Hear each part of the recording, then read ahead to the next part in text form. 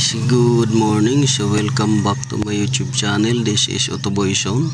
So mayroon tayo ditong customer na ang complain guys ay maingay daw yung compressor niya pag nag-switch on. So chinik natin dito sa baba dahil chinik na natin doon sa taas. So wala naman tayong na-confirm doon sa taas na umiingay doon sa may dashboard. So nandito tayo sa baba, chinik natin kung anong mayroon dito sa compressor na nag-iingay daw. So ito yung guys, kadalasan ingay nito guys ay yung minsan itong damper, ito putol yung damper ito. So yan. Putol. So hindi naman siya putol. Yan. Buo naman, buo. Walang putol. Yan. So, yan guys, yan yung damper. Ito, damper. Yan, damper niya yan. Pag naputol yan guys, or weak, maingay pag nag-engage. So, isang dahilan yan kung bakit maingay. So, pangalawa, loss compression. So dapat to pagka inikot natin to ng ganyan, pagka inikot natin ay matigas ikutin. Pero kung madali lang ikutin, meaning loss compression na siya. Ayan o.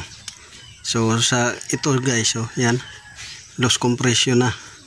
So dalawa lang ang ano yan, loss compression at wala ng preyon. So ito siya, lumalamig pa naman siya. Pero hindi natin alam kung wala ng preyon sa loob. Pero grabe, sobrang lambot oh. Malambot na siya ikutin oh. Dapat yan, lumalaban yan guys. Lumalaban. Pag ganyan mo, maganit. Diba, pag ganyan mo ikot, umiikot man siya pero lumalaban, gumaganon. Tapos maganit siya. Ganyan. Matigas. Kumbaga ganyan lang ikot niya. Ganyan. May compression. Ito parang nagpre-freewheeling na lang oh. Lambot. Kahit dito ko na nang itulak oh. Yan oh. Sobrang lambot. So isang dahilan yan kung bakit maingay pag na-engage. Una, itong damper weak yung spring or putol yung spring. Ito, spring weak or putol. Pangalawa, loss compression na. So pag engage niya, lumalagatak siya dahil diretso ka agad yan, iikot na sa sabay na walang compression yung compressor. So yan yung dahilan or kulang yung preyon. So yan ang ano guys. So sa ganyan walang preyon or loss compression na. So intact pa yung damper, spring.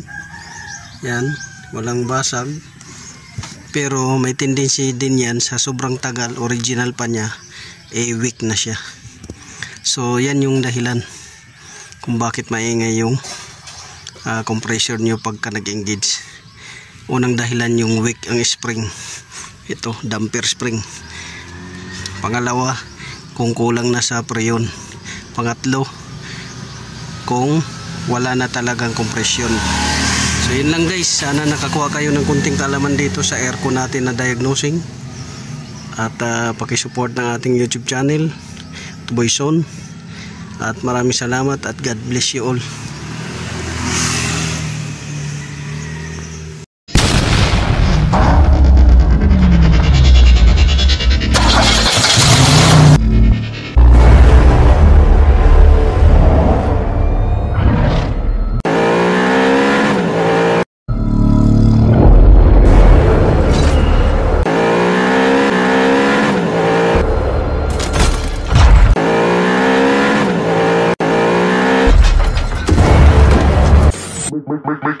Make